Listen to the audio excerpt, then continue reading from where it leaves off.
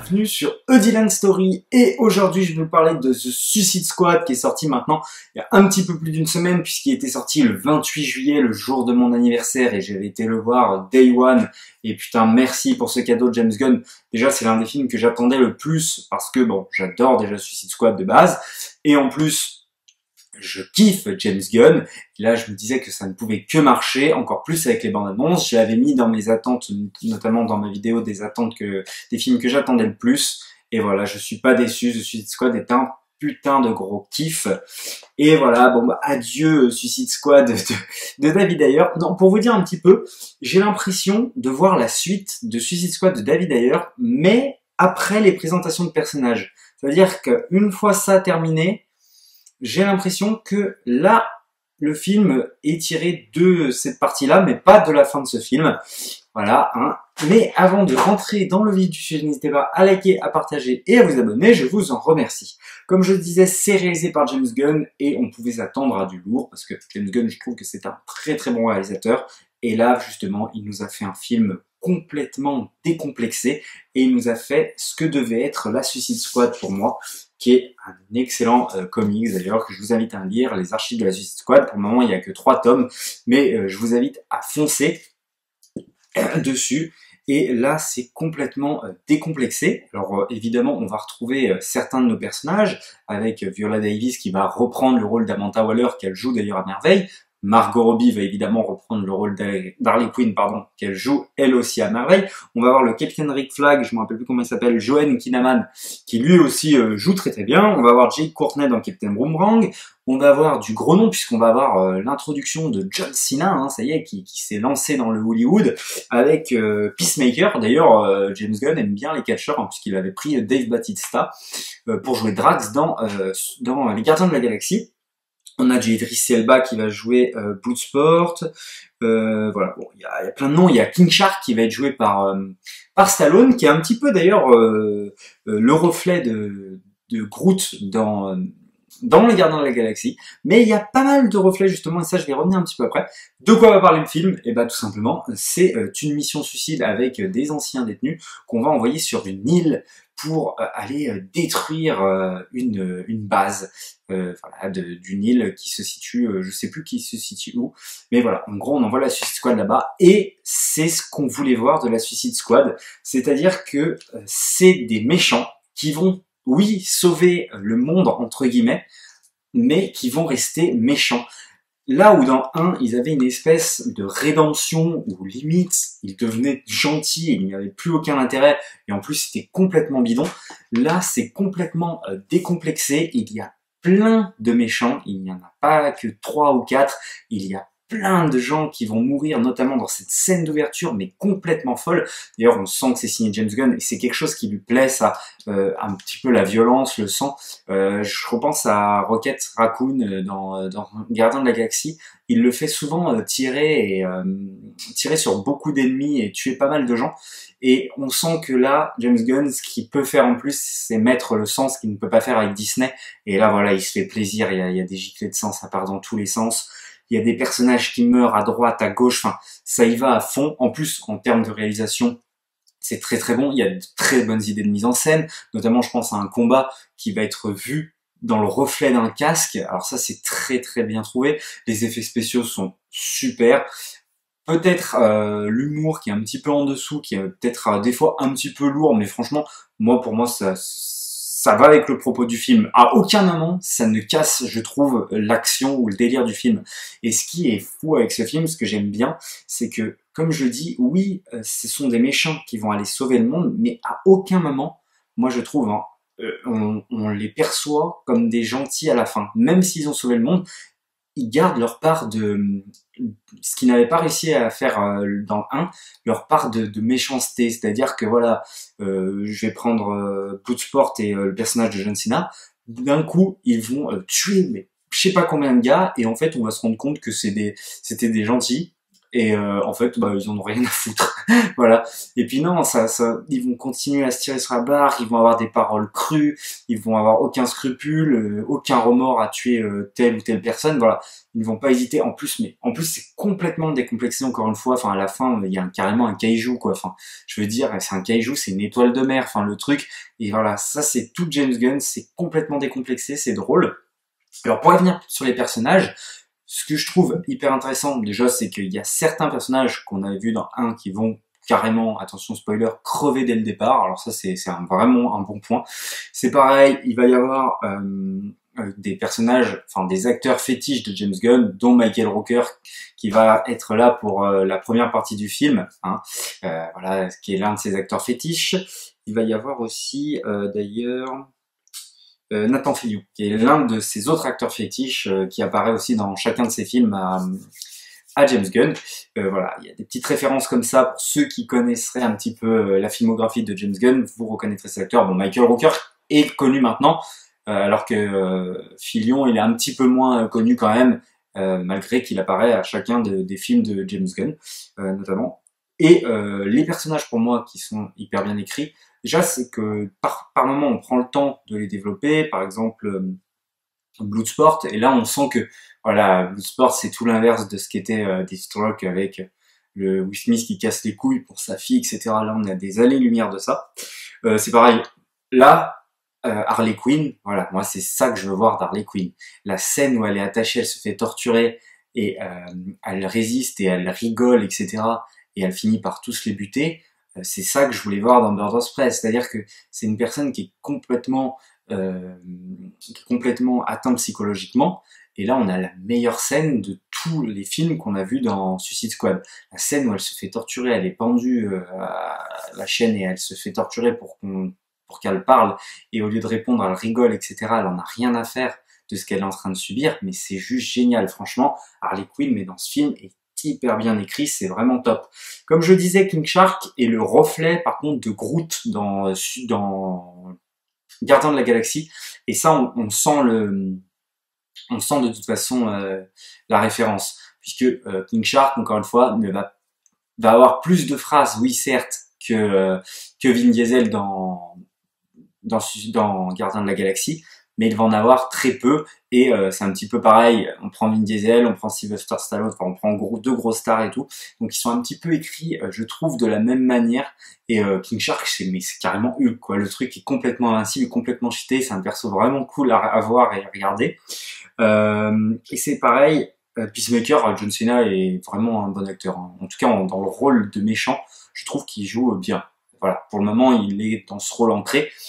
Là où Dave Bautista, je trouve, est devenu un vrai acteur, vraiment, c'est un très très bon acteur. Je pense que John Cena va plus suivre, par exemple, les traces de The Rock, qui n'est pas un mauvais acteur, hein, Dwayne Johnson, mais qui est quand même un peu en dessous et qui est ancré dans des rôles un petit peu fermés. Alors que Bautista a réussi un petit peu à sortir de ça, notamment on peut le voir dans Blade Runner 2049, où là, il a quand même un rôle, même si c'est pas long, assez important et assez cool, et il joue très très bien. Donc voilà, et de ce qui me rassurait moi quand j'ai su que c'était James Gunn, c'est que Suicide Squad, on a besoin d'énormément de personnages, et James Gunn, c'est un truc qu'il arrive bien à faire, c'est-à-dire à avoir plusieurs personnages et à tous les gérer, et qu'ils ont tous un moment important, qu'on comprenne tous pourquoi ils sont là, etc. et qu'on a un petit temps d'attache pour eux. Et ça, James Gunn le fait très bien, notamment avec les Gardiens de la Galaxie, même si au final les Gardiens de la Galaxie sont beaucoup moins nombreux. En tout cas, James Gunn, c'est quelqu'un qui arrive bien à gérer ses personnages, et donc c'était rassurant pour ça. Et effectivement, on est pris par les enjeux de chaque personnage. Chaque personnage est très très bien défini et très très rapidement, et donc ça c'est très important et c'est très bien réussi, donc bravo à lui. La musique est aussi excellente, il n'y a rien à dire, de toute façon les effets spéciaux et tout ce qui... Enfin, franchement c'est vraiment un très très bon film, vraiment un film décomplexé. Warner a laissé couler, et Warner devrait un petit peu plus faire confiance à ses réals quand ils savent quand ils savent manier le produit, comme Zack Snyder sait manier la Justice League, sa Justice League un peu dark là. Voilà, ça il fallait le laisser faire et il fallait le laisser continuer. Voilà, Suicide Squad, on sait que c'est un film qui est enfin un comics de base qui est un peu plus coloré, un peu plus fun, voilà. Donc il fallait quelqu'un comme James Gunn. Par exemple, Joker, on sait que c'est un personnage un peu plus sérieux, bah, c'était important de faire un film un peu plus peut-être ancré dans la réalité, ancré dans une certaine époque, comme a pu le faire, je sais plus comment il s'appelle, le réalisateur de Very Bad Trip, mais pour le film Joker. Enfin, voilà, DC devrait un petit peu relâcher la pression. Moi, je vous invite vraiment à aller voir ce film. Voilà, vous allez passer juste un bon moment. C'est 2h20 de film, je crois, mais on les voit pas passer. De toute façon, ça commence dès le départ et ça s'arrête jamais. Ça s'arrête jamais. Et donc voilà, je vous invite vraiment à aller voir Suicide Squad. Je pense qu'il va rester un petit moment au ciné, donc foncez le voir. Et moi, avant de terminer mon petite vidéo, je vais revenir un petit peu sur les films de James Gunn qu'il a fait.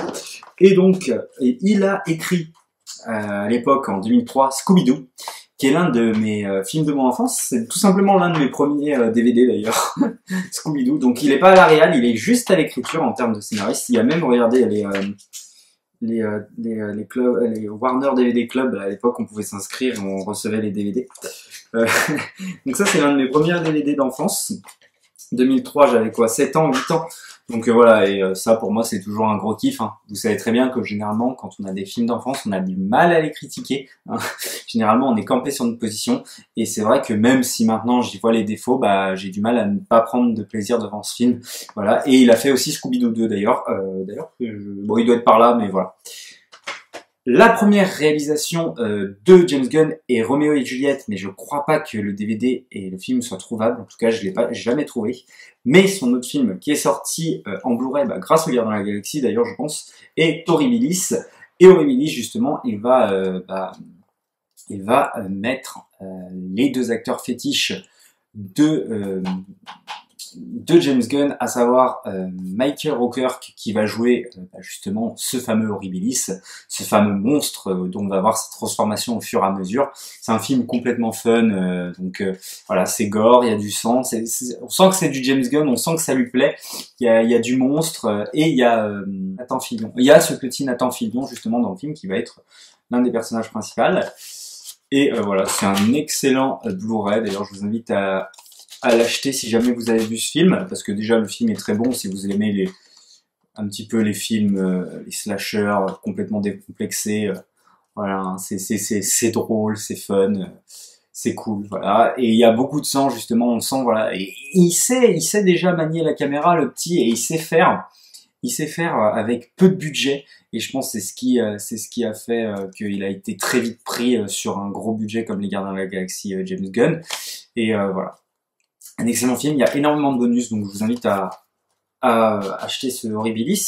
Ensuite, il a fait Super, voilà, et encore un film avec très peu de budget, mais dont il s'en sort complètement, qui est complètement fun, qui est sorti justement avant Kick-Ass, et je trouve qu'il est beaucoup plus déjanté justement que Kick-Ass, justement, ce film.